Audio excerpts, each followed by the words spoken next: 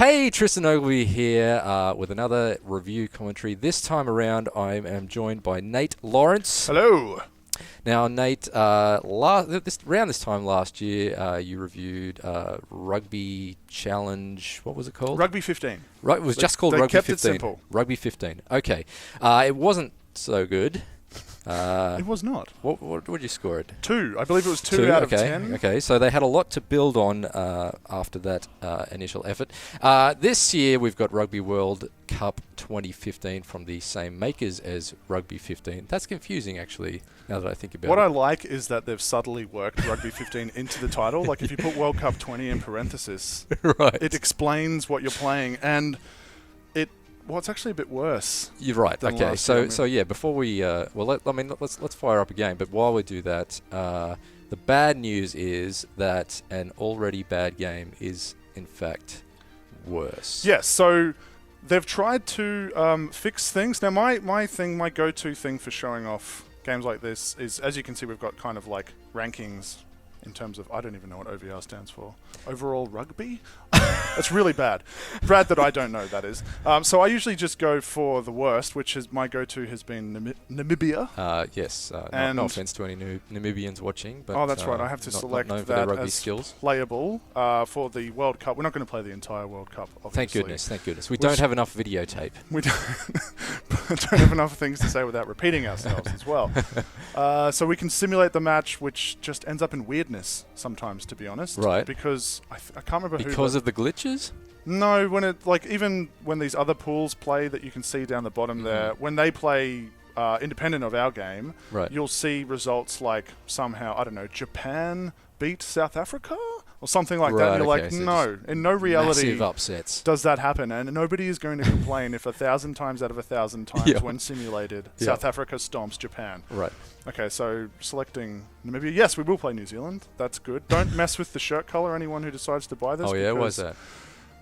Well, actually, let's do it. Let's make it as close to the All Blacks as possible, because you will start to get lost in the different coloured shirts. Okay, so settings-wise, let's leave it on easy. Because if I go to hard, which I'll explain during the game, it'll ruin it. Okay. Conditions this year, we have clear, overcast, random. There's no rain. Ooh, I noticed there was rain last year. There's no rain. Taking the rain out. It doesn't rain And I should point out, they've taken the rain out of a World Cup that's set in England. Yes. That doesn't make any sense. This is not a simulator. Bizarro England.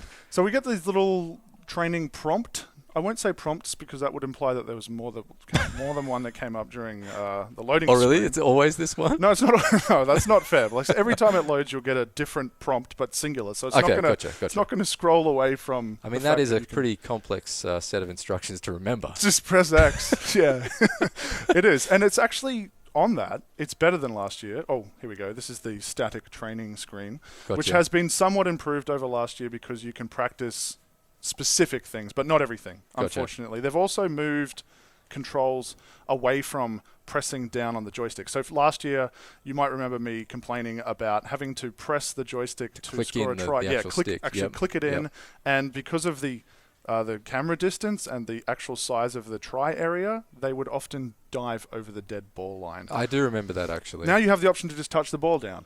Okay, well, that's good. That's good. Yes. They're looking up. Yes, this is what I was looking at. I'm like, okay, they've taken some things, some advice, and this is all similar from last year, except it gives you the option to manually select away from the player with the ball if you want to set something up, which is good in theory. That sounds good, yep. They've turned this into more of a mini game and less of just a walkover. Last year in the video, if you go back to it, I was playing on hard and winning possession every time. This year on hard, you cannot win possession any time.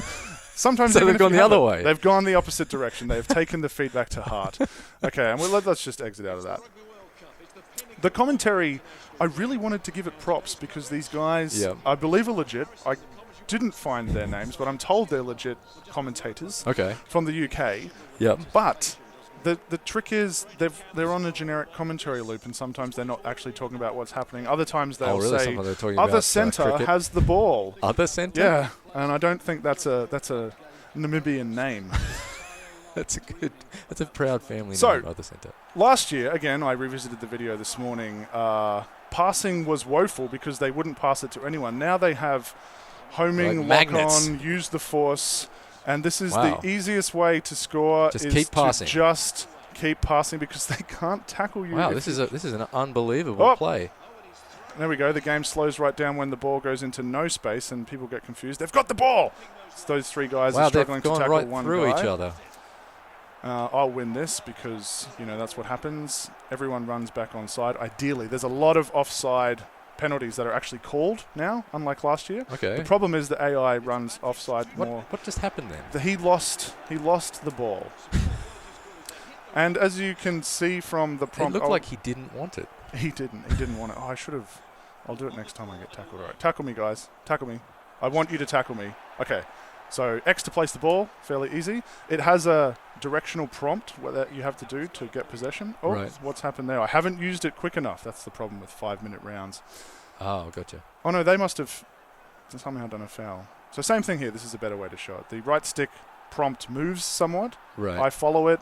I get a little vibration to say I'm doing the right thing. I win.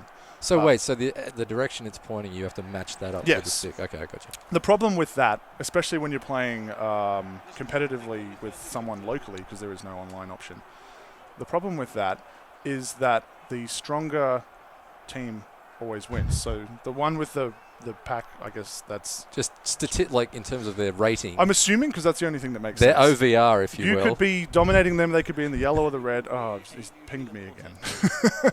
So they've got the ball. The All Blacks have the ball again. And I'll probably... Because it's on easy, that's not relevant. But on harder difficulty levels, they would be walking all over me because we did, in a trial run, we did All Blacks versus the Wallabies. And the All Blacks won every scrum. Even when I wasn't trying to. Yeah, right. What, you just take your hand off the controller? Well, I was leaving it in the yellow to see if it would change. Oh, tackled. Okay, there really is no weight to any of these plays. No. Right? It's just the short pass is something that works... Oh, when it doesn't work. Works against the gripes that I had last year, which is, you see... what? See how much possession I'm... And they were tackled to get the try. Yep. And then replays. That was something that was missing last year, but the problem is that it tends to highlight everything that's going wrong. So the players running backwards at the same speed that they run forwards. Right. Goal kicking is the same as last year, right stick back. Did you say a moment ago that there's no online play? No online play. In 2015? Wow. That's yeah. surprising. So you've kind of got to take it over to a friend's house or get the friends to come to you. Who goes to friends' houses anymore? And I hate hanging around with people, I hear. Oh, I tried to kick it then. So it unfortunately continues the trend that happened last year, which was it predetermines an outcome before the animation. Gotcha. So you can be pressing pass, but if it said, no, you're getting tackled, you're locked or in. The inverse, like you saw there, if it said, no, he's pressed pass, and look at these guys flocking like it's an under-5s game of rugby. Yeah. Everyone's in the middle of the pitch. There's no lines going on. And, this is just with the most basic controls. I'm not using advanced controls. So I initially... How many passes have there been in this play? 20,000. we're going for a record. So this is the short pass. So you tap R1 and technically you hold the left stick towards the goal and these guys will run up. Right. So you don't you get momentum. You don't have a static start. He's going to get tackled near the line and he's not going to try to reach out. Yeah, that's pretty dumb. We'll see if we can get this game-breaking bug to happen, which is to just get tackled on the other side of the line. Oh. Wait, whoa. Did you agree on that? Wait, he didn't. No, he didn't. Well, there we go. There's a different bug for us. So you just have to... It's like American football. You just have to kind of run into the... Yep, and the goalpost, as you see, didn't go sort of opaque and transparent for me to see what was happening. No, that would be too logical. Okay, so... So, I mean, you can't say that they haven't tried with this game, right? Like, they've, the replays and things like that, they've tried to... This is true. Bring it up to snuff. I've just remembered that we can, I think, turn the difficulty up mid. No, that would be too good. No, you can't adjust that? Okay. You can outside of this match. Yeah, gotcha. But not during a match. Not during the match. So look, when I fired up the game and I noticed that it was exactly Rugby 15, I was disappointed. And then I went, hang on, first thing I'm going to do is I'm going to go visit the tutorial screen because I hate static tutorials. Yep. When you're dealing with a game that's quite I guess deep. Yeah, rugby is rugby is union a complex sport. It's not something that you can just explain in a minute. Mm. Like there's a lot of rules and and different ways to play, different tactics, which is great. But teaching someone on 10 static screens, which it was last year, is not at all the best way. No. I'll let them get possession here. Let's do So some defense. it's clear to me that the sort of on-field experience is just as, if not more, broken than last year. Are there any more teams, more stadiums, anything of note? No, there are three. Okay, there are. No, it's like I looked, man. I really looked. There are 3 stadiums.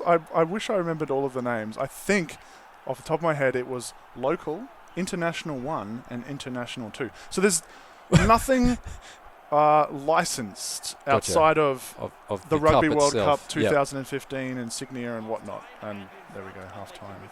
We are halfway through a game where the lowest ranked team in the world is beating New Zealand 14-0. Can I turn the difficulty up here? I doubt it, but that would be so cool. Actually, what we should do, just to make things a bit more fun, is we should change the perspective for the second half. So you can choose from 2 camera angles? You can. That was available in Rugby Count 15. Them, 2, not 1, but 2. 1, 2. And it's basically, I would argue, not unplayable. That's not fair. It is unplayable competitively because what it does is during a ruck, it switches. You have to rewire your brain to the direction that you would push the joystick every time. And as you're about to see, when they gain possession, this is how they deal with the camera angle. Whoa. They do a matrix spin, and that's not necessarily a bad thing. But the problem with the matrix spin, and I can't even get my head around what I had to do there. The problem with the matrix spin, he's going to run away, he's going to do it. That was sloppy defense from Namibia. Is that it ruins momentum. So that quite literally pauses the game in that instant. Yep. Spins the camera. And what it allows the attacker to do is change direction via moving their stick one way or the other because they're frozen, and the defender as well to realign on a tackle. So does it also invert the controls when it spins around like that? Or if I'm pushing forward to run up and suddenly I'm running down, do I have to then push the stick down, if you know what I mean? Yes. Right, okay. That's exactly what I was talking about. There is a term that I heard the other night and I forget what it was. And camera relative controls, I think, is something like that. Yeah. So there we go. We've spun it around again in matrix mode. So the one thing this game has going for it sometimes is the momentum, as you saw before with the insane passing, and there's interception, which is so rare. So I'm so glad that actually happened. Man, the coach must have given them a blasting at half-time because the Kiwis are here to play in this half. Oh, maybe not. They've just lost it again. So it's better for picking gaps on this angle. As you can see, I find it a lot easier to tell the difference between different factions, different teams, factions. Too many first-person shooters again. Well, this is how I think personally. This is how I would choose to play it. But competitively, for some reason, and I don't know why, you can't seem to win. You can't seem to win the ball back even when you have possession. The other guys always seem to win. We tried it out last night. Just what you do with the ball in hand that wins the big games. We tried co-op and we tried competitive, and we found it unplayable in this angle. So you're going to have to do the side-on thing. But the problem with playing side-on is at night and with certain teams where they have really similar coloured jerseys, and the way that the players, as you've seen, flock around the ball and move on and off side, it's difficult to tell who's who. And there we go, Matrix Cam again, and I'm going to boot that back. So it's clearly a bad game of rugby, no matter which angle you view it from. Let's wrap this up. What is your overall score and final thoughts? Well, my overall score was 1.5. Ouch. I really, really wanted it to be better than last year, and I didn't think that they would have to do a lot to do that. I can see, or you can see, if you compare the videos, that they've actually tried. They've tried to change things. The problem with last year's ruck was that even on the hardest difficulty, I could win possession every time because all you had to do was spin the joystick around to find that sweet spot where it vibrated. It would go into green and you would get possession every time. So having possession wasn't a problem. This year, to solve that, they've sped up that the option for them to retain possession almost instantly on harder difficulties. Gotcha. So even if you get there first, even if you press the trigger to get it, it will 99% of the time say they had it first. Right. So you don't have a lot of possession. You don't feel as though you're in control of the ruck. Right. It's a lot more luck. And the passing, while I think it's an improvement to have sort of the homing passing over the random, I don't know where this ball's going to end up, it makes it too easy to just play the passing game to get across the line. You need somewhere in between those two extremes. You do, yeah. And I don't think they've found it. They've changed things, but I would argue that they've changed things for the worse. Okay, as is reflected by the score. Thank you very much, Nate Lawrence. We'll do this all again a year from now, no doubt. For all things Rugby World Cup, the video game, and other sports video games, and other non-sports video games. This is the longest outro ever. Stick right here, IGN.